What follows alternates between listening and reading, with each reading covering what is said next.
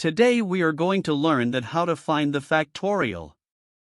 First we need to define the header file, and then inside the main function we will write our program.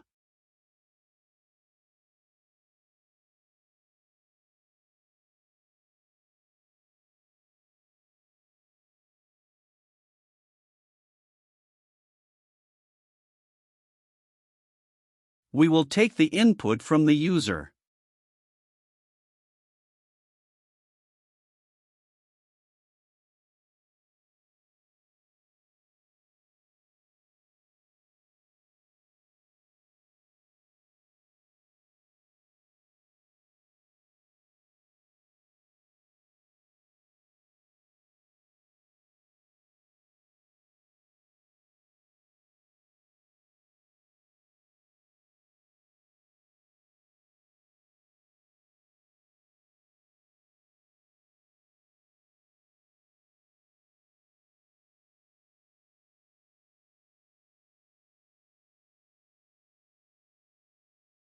There is a mistake over here, we need to write I instead of 1.